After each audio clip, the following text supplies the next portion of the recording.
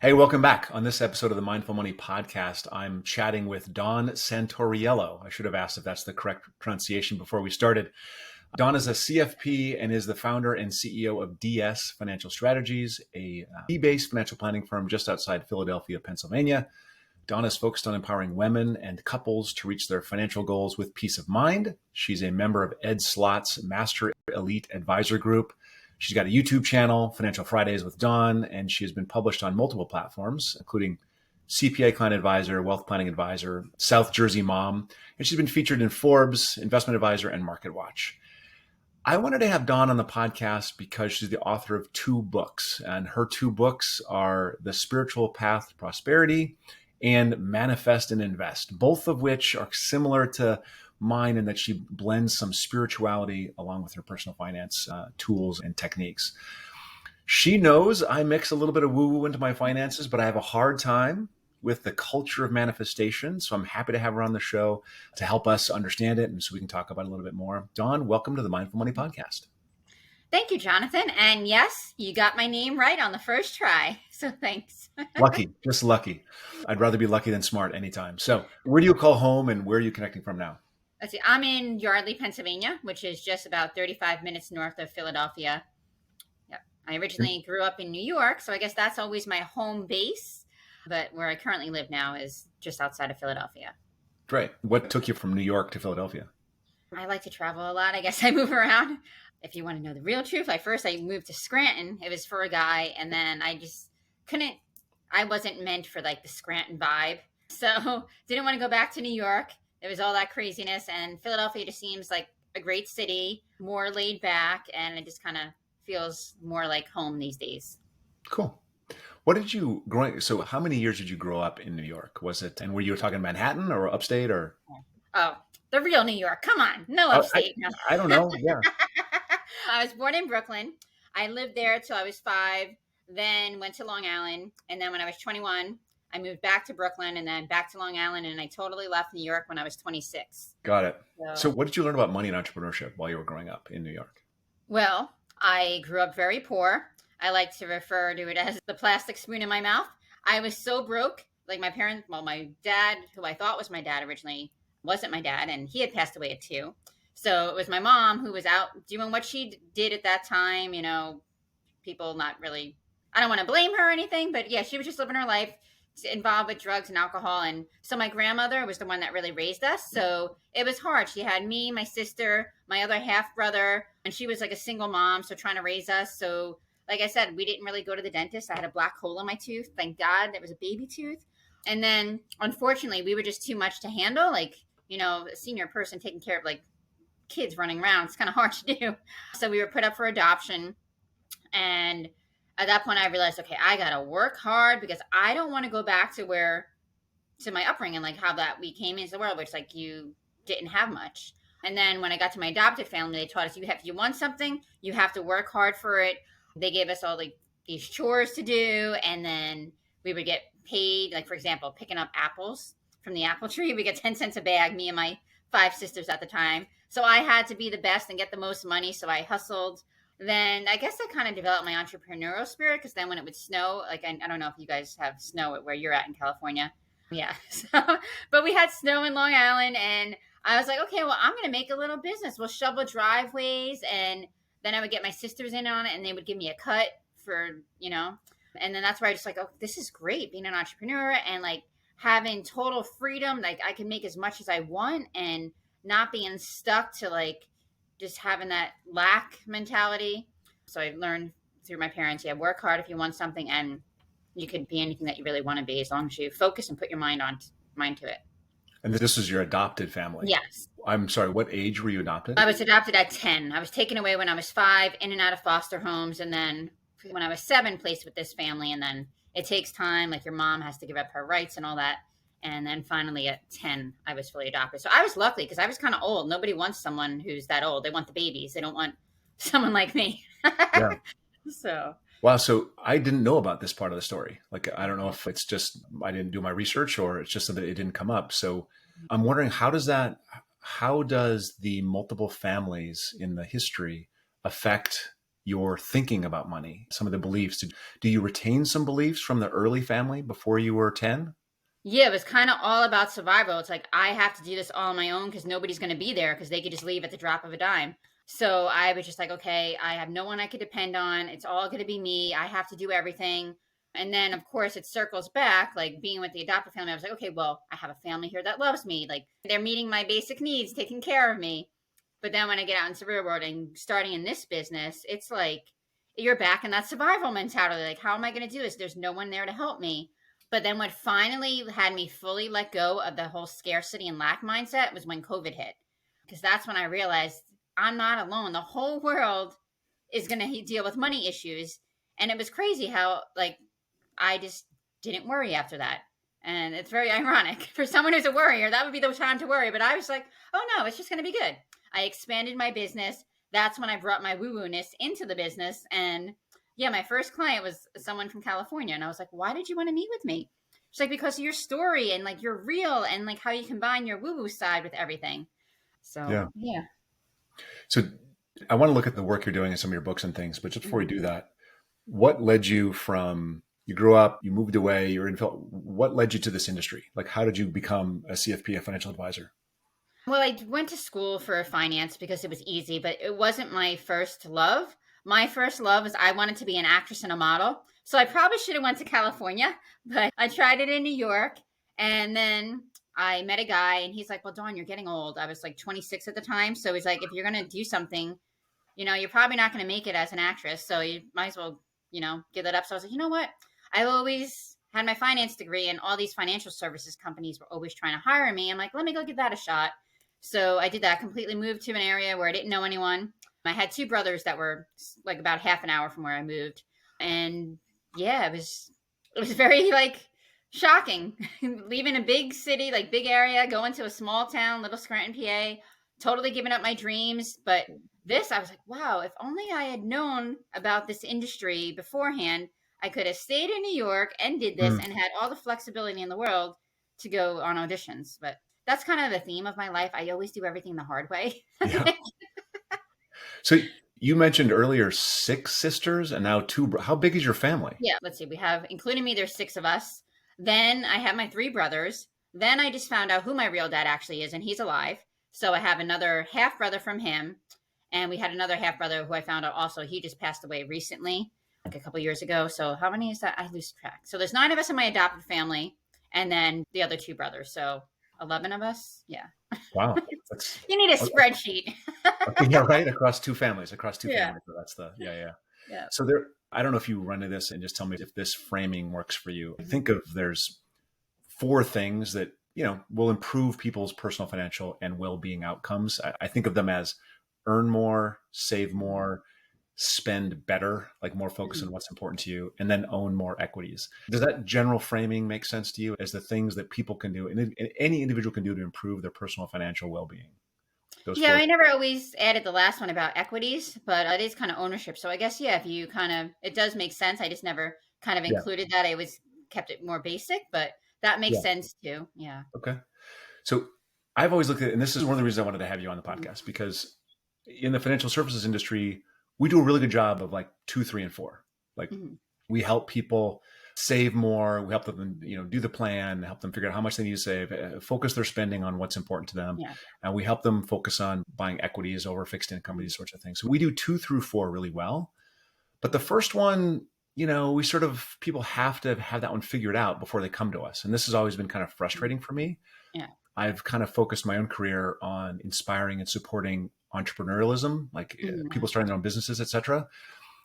But theoretically, at least, the idea of manifesting might be another way for advisors to help people in that first thing, that how do I earn more? So set the stage for us. Describe the laws of attraction or this plain idea of manifesting. And then I'm going to pick it apart to the best of my ability. Okay. Sure. I'll tell my story. So I was like stuck in a parking garage. I think it was January 7th, 2013, because I spent all my money on my real estate investment project and business was slow. And I couldn't get out. I had $200 to my name, but I had no cash and my credit card was maxed out doing the rehab. So that was the most embarrassing time ever. Then finally the security guard came over and just let me go through. And then I went home. I sat on my porch. I was crying. I'm like, what am I going to do? I'm like, and how does this even make sense? I'm like, I'm a financial planner. How the heck do I not have money? I'm like, I know what I'm doing with money. I help my other clients, but it was just not having enough clients to manage. So then I just like, then a couple months later, it was just like a great awakening year. I hit my car. It was coming back into my house, and like I didn't judge the other car next to me. So I scraped the side, and I had 144,000 miles on my car. And I'm like, just dropped the collision. I was like, oh, I'm like, I don't want to fix this. I'm like, this is not even going to be worth the money. So I prayed that night. I did my little manifestation. And then, well, no, it gets even worse. Before I did that prayer, I had to go meet a client at a country club. So I was like, oh God, I'm like, I'm just going to park in the back so no one sees my car. As soon as I walk in, he's like, Dawn, what happened to your car? I'm like, yeah, okay. That's when I went home and I prayed. I'm like, you know what? I can't do this. I'm like, I have to manifest. I need something better. Please help me. So I was in my yoga class the following day, and I kid you not, my car got totaled. Someone came into class and he was like, whose car is outside? I'm like, that's white and this. I'm like, that's my car. He's like, you might want to come out here. I'm like, oh gosh, why? And then I was like, oh my God, it was smushed up against the pole. The tire was dented. I'm like, and I'm thinking, oh my God, I have to go to a conference tomorrow. I'm like, oh no, I don't have any money. How am I going to buy a new car? What am I going to do? I'm freaking out. And then I calmed down. I was like, wait, I kind of prayed for this. So I'm like, okay. I'm like, now what? I'm like, well, I don't need a car right now because I'm going to a conference. So I'll be okay. And I'll just worry about it when I come back. So I went to that conference, who, by the way, that guy who got me to the conference, I was ignoring him for 4 months because he kept trying to sell me, or at least I thought he was trying to sell me newsletters. And I'm like, listen, I don't have any money. I'm not going to buy newsletters for my clients. I do enough. And I go there. I learned something that made me 80 grand in 1 month. And I went on to have my first over 6 figures year. So, and the main thing is, one was asking for what I wanted. And then I had to let go. If I would have sat there and not let go of, oh my God, how am I going to pay for this? I wouldn't have learned that technique. I would have been still stressing out how am I going to buy my car and not paying attention at the conference. But I was open it. I prayed. I was open and let it go. And I was able to receive. And then I came back and I bought my first luxury car. And I was like, wow. So that was one example, just my first example of using manifesting and all that, the law of attraction. I had read The Secret, all those kinds of books, listened to Abraham Hicks. And I just kind of dove into it from there. So that's how and then I met a spiritual teacher a few years later, and she taught me this prayer, and I've been doing it with other people, and it's really wonderful. It really works. So lots of things going on in my head right now. So the first thing that's going on in my head is this. I do have clients who have expressed to me their belief in this concept called manifesting. The story is a great story, but could you just give us like a skeleton? What is manifesting? Like what it's is asking for what you want. It's asking for what you want. Yeah, asking for what you want. Believe that you already have it. That you own it. You have it. I have this beautiful life. I have this brand new car. I love my brand new car. Like as it's your own. So, and then being open, you got to let it go so you can be open to receive it. So, like for example, I just had my friend. She called me the other day. She's trying to get a new job, and she had this great referral for someone in her kind of like a colleague. And he's like, well, what do you want for it? She's like, oh no, I'm good. I don't need anything. And I'm like, hey, you're not receiving. He's asking you for what you want. You have to tell him. I'm like, the universe, they're trying to bring you stuff, but you keep saying, no, I'm good. And then you're miserable. So I'm like, she's like, oh my God, I never realized that. I'm like, yes. So just now ask for what you want when people ask you and receive it this time. So yeah. So ask for what you want, believe it's already yours, let it go and receive and give gratitude, give thanks for it. Of course. How much of it is potentially coincidence? I don't know. There's no coincidences in life. Everything kind of happens for a reason. Yeah. Okay. There's a fundamental belief there, right? Yeah. There's everything happens for a reason. So is it always stuff, or could it be, I want a new job? Could it be a better partner? It could be, for me, it'd be a Sangha. Like I want a spiritual group that I can meditate with that have a similar belief system that I have, right? So you can use manifesting to apply for, request, ask for anything. Yeah. Anything. Okay. Yeah. And sometimes, like I struggle with this, is I want everything immediately. And it doesn't happen that way. It's all in divine timing. And so, and then like making sure you're not blocking it too. Like my friend, like she was blocking it. Right. So in our first conversation, we first spoke and I let you know that I'm super skeptical of anything that claims like an easier path to an income or a stuff or whatever. So I was born and raised to believe that the results come from planning and action. To get results, you've got to do something. To get big results, you got to do something great. To get 1% outcomes, you got to put in, 1% efforts Yeah. and, maybe get lucky at the same time. So I take that totally for granted. I think many of financial advisors in the world sort of also take that method or that thinking for granted. So can you square the two things? Is it possible that yes, it takes planning and effort, and if you have the right mindset going in or the right, manifestation mindset, that can be helpful? Do they work together? Can they work in opposition? Can you square the two viewpoints? Yeah, it does work together. And like you are right, action is the big thing. You can't just be like, oh, I want $1,000,000 today. I'm just going to sit on my butt here and it's going to come to me. No, it's not going to come to you. You have to do something. Maybe you get an idea or you hear something on the radio. Okay, I'm going to go buy this piece of property, or here's this, someone's looking for, they need, I don't know, whatever skill you have. They're offering a job and you know you're perfect for that. So you go pitch yourself to that job. So yeah, you can't just sit and do nothing and wait for it to come. So you have to, yeah, kind of take action. And like for me in this business, I knew at the beginning it wasn't showing me that I was going to be successful, but I knew it. But I was just stuck in my own way because, again, I was going to that scarcity mind. So that mindset was working against. So I guess, yeah, it was working against me because I was like, no, I know this could be happen, but I'm stuck and no, that's not going to work. I got to do this and this. But then once you let it go, once you know you've done everything you can do and you're like in your heart space, you're doing the best thing for your clients, and just let go of that worry, then you allow the stuff to come in. Because like you said, you've planned, you know what you're doing for the year to help your clients, and you're taking action by, okay, this is what I'm going to do. You're educating yourself further, doing whatever little baby steps that you can do. And then that brings about the results. But yeah, even people who don't believe in this stuff, they're doing it unconsciously. They don't realize they're doing it, but that's how it happens. Yeah, because we're all like in a universe of energy, so we're putting it out there, taking action, but they might not be as fulfilled as there's a lot of rich people out there who they're not really kind of fulfilled, some of them. So, but if you're more spiritual and open to this, you're going to be happier, you're more fulfilled. I believe you can have it all. You can be happy, rich, and fulfilled. You don't have to just be rich, because eventually, I don't know, I guess something happens at some point. Like maybe you die of cancer or something if you're a miserable, horrible person and you screw people over to get rich. Like your life's probably not going to end well. But if you do things from your heart and you're here to really help people, they could see that too. So one, you're just going to attract more people. And I guess don't compare yourself to other people, because like, for example, if I compare myself to another advisor, I'm like, oh, they're so far ahead of me, I want to be like that. Well, they might be on their own path. And as long as I keep staying in my lane and just focusing on what I do, I'm naturally going to expand. Like I had no idea I would get clients across the country, clients I never even met. Like when I first got in the business, I didn't even know how that happened. I didn't even know I would write 2 books. I didn't know. I just knew that, man, I'm going to help people. I'm going to change the world. I'm like, yes, I'm not going to be poor anymore. I'm like, this is going to be great. I didn't know how all of it just happened, but I just started attracting people. You follow Seth Godin at all? No.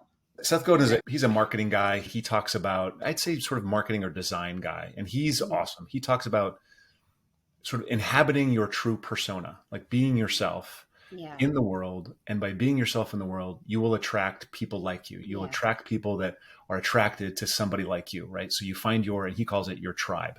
So when someone comes to you, do they believe in manifesting? And do they come to you because they see a connectivity there? Or do they not believe, and then you teach them and they see the benefit and they're like, oh my God, this is great, and they become clients? Like, how does the system work in terms of you finding people that are like you, finding people that are attracted to that message? Okay. Well, it kind of just happens. Like for the people, like I said, that one person in California, she's like, I love that you're woo-woo. She's like, no one really, like advisors don't really talk about it that much. Now, if I'm with an engineer or somebody, I got to like read the room. So if I could see that they're like shut down, I don't even go there. I just stick to like the numbers, this and that. But I kind of just know if I could go there, like it's just like an intuition, like a knowing. And then I'll tell the people about it. And actually one guy, I did it with him and he got his house. He's like, wow. Because he's like, Dawn, it didn't work. I'm like, yeah, we asked, but I'm like, we don't know what's going to happen. So didn't get that offer. So it's okay. It wasn't the best thing for you. 2 months later, he's like, Dawn, he's like, guess what? I got a house and it was $50,000 less. He's like, oh my God, I can't believe it worked. I'm like, yeah, it works, just not in our timing. So yeah, so it's about reading the room, knowing someone. But then there's some people who are they're not open to it all. So I'm not even going to go there. But usually I've been attracting more people who are at least curious about it too. Like I did a workshop a couple of weeks ago and I gave one of the prospects there my book and she's like, wow. She's like, I really felt what you were saying. Now, she was on the religious kind of side, but I guess it doesn't really matter, like how you kind of, and she's like, I really resonated with you. She's like, I really want to help you. And she's like, I just want to pay you. I'm like, well, I offered a free consultation, so I'm not going to charge you, but in the future, if you want to work together or if you want me to manage your money. So yeah, so I guess I kind of opened her. So that's like two different worlds kind of colliding, like maybe spiritual and hardcore religion. I don't know. Have I turned anyone who is like strictly a numbers person? I'm not sure. I don't know.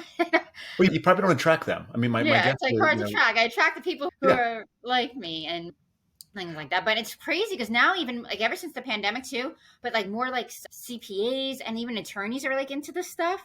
And I'm like, oh, that's pretty cool. So it's becoming more available to people, I guess, because you got to put it in ways that they could digest it, like money blocks. That's a little bit easier than saying, hey, I got this prayer I'm going to do for you.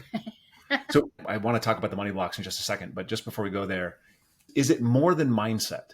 You know what I mean? Because people talk about having the right mindset for success, the right mindset but it seems like there's this idea of releasing it.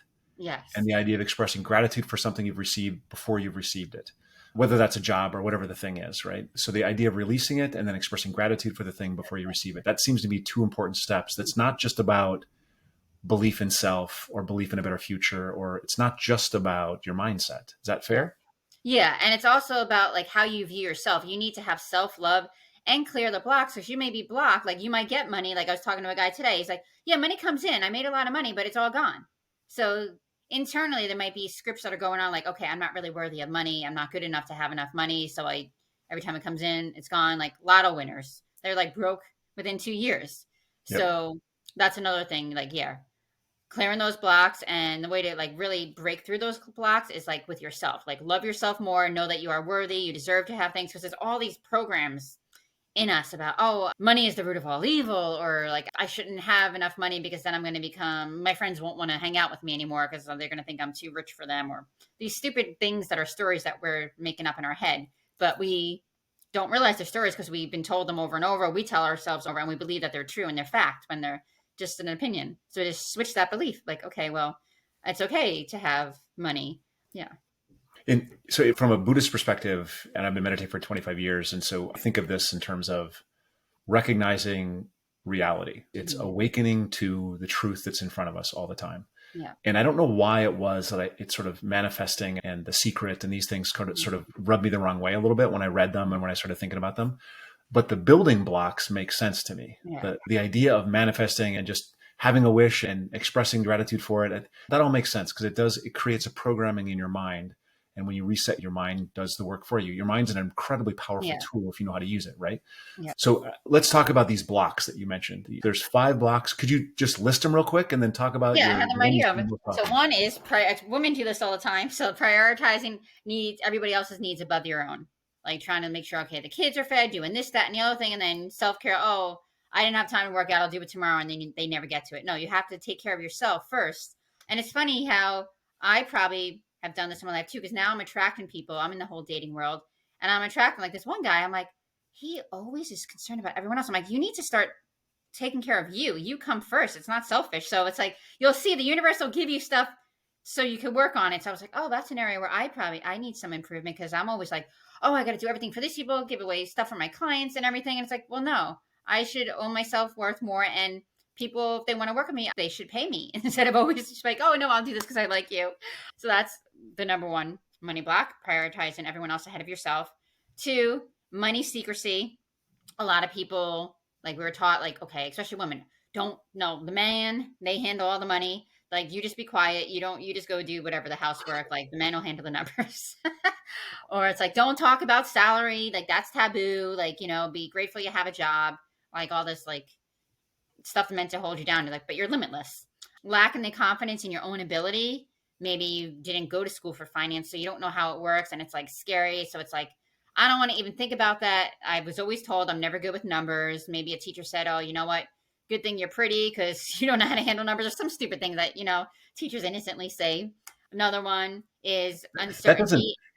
That doesn't sound innocent to me. A teacher saying that sounds completely destructive. Like, that doesn't, I hope teachers don't still say that. They probably don't. Now everything's all changed. This was like years ago and stuff, things people would say.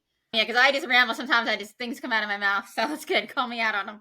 Uncertainty and decision paralysis. Like we're bombarded where there's all different things you could do, different pieces of information. Is this true? Can I trust this? Which also goes back to number 5, lacking trustworthy financial advice, like the Bernie Madoffs and all these other people who are trying to take people's money. So you don't know who to trust. You don't know what to do. So you're like, I got plenty of time. And time flies because you might be 20 now, then boom, you're 40. And then now you're 60. You're like, oh, whoa, I got to retire soon. I just wasted all those years. So make a decision. Go educate. Take the first step. Like meet with someone like us. Learn more and take baby steps. Keep track of your finances. Like I met with a guy today. He read my book and he's like, Dawn, I didn't get up to the investment part, but I got up to like just where you talk about getting out of debt. He's like, because that's where I'm stuck. I have the money coming in and then it goes right out and I want to pay off my debt. So now he has tools. So, and he reads other books too, like Robert Kiyosaki was telling me all these other books he's reading. So he's taking steps. He's learning how to take action, get that budget going. So now he'll be free and not be afraid. And now he'll actually be able to hold on to his money. And the advice is really simple. Like you want to basically, I don't know if you probably give the same advice, save 20% of your money. Like, when you get your check, just save automatically. Have it come out, direct deposit it, put it into your retirement plans, put it into your emergency fund. Just it'll make it easy. Automation, Yeah, totally. So do you have any tools that you use for basically educating people on just the little nitty-gritty details that we don't get? Like there's no education unless you seek it out. So do you use tools for your hopefully clients? my book. Yeah, of course. That helps them Of course, show the them how book to is the get out of first one, debt. right? Yeah. Yeah. And then another like online debt, helping you pay your debt is undebt.it. That's kind of helpful to show people the different methods, like the avalanche method, the snowball method. You put in all your credit cards. It'll tell you like when they're going to be paid off, which way saves you the most interest. So that's kind of helpful. When I do planning for my clients, we use like Right Capital so they could see all their accounts. It's all integrated in there. But yeah, definitely use some kind of app or something so you could see. Like this one guy said, he's like, I can't believe I spent $6,500 last month. He's like, I wasn't really aware that I had that much money going through my hands. So yeah, so if you can't see it, you don't know what's going on. But when you see it, you're like, oh, whoa, I got to adjust that. Like, what if I took 2,000 or 1,000 and just saved that? And then, so yeah, so having a visualization tool there to see, okay, this is where my actual money is, or that greatly helps. It makes you more accountable because now you're like, you can't say you don't know because it's right there in front of you.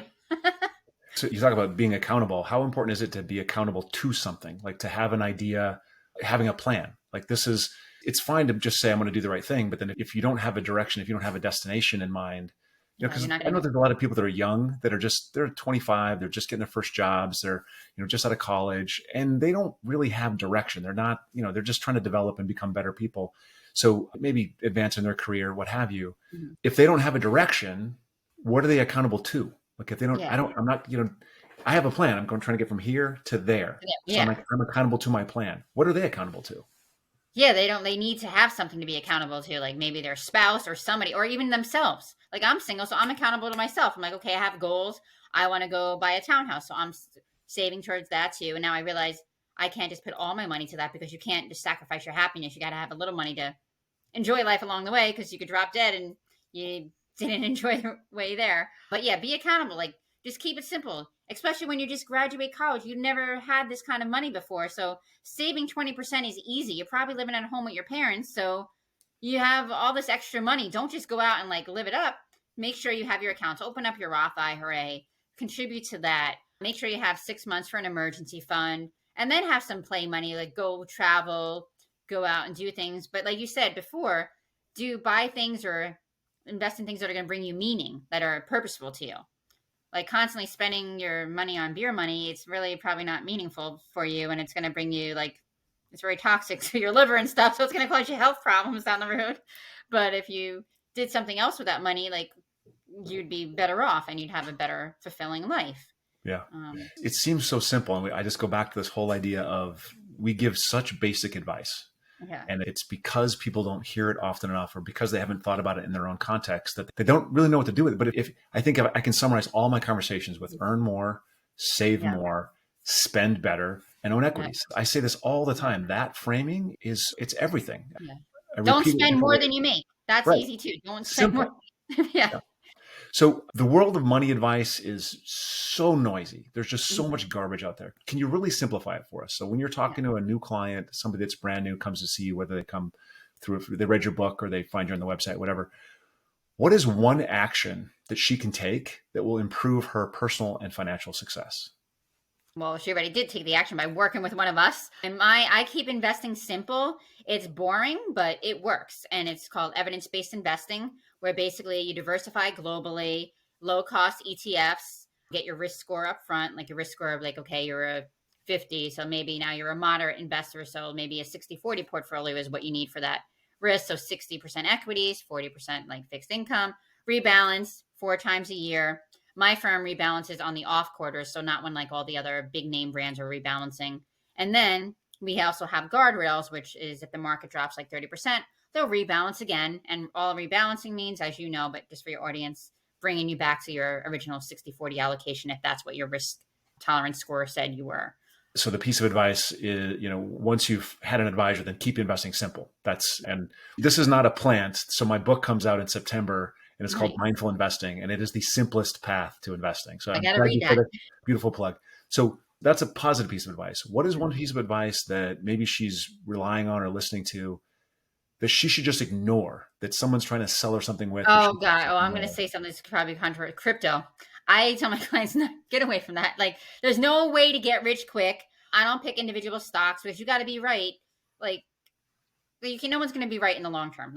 All the academic research proves that no one can pick all the winners consistently for the long term. You might get lucky a couple years here and there, but when you're trying to save for your retirement, luck is not a strategy.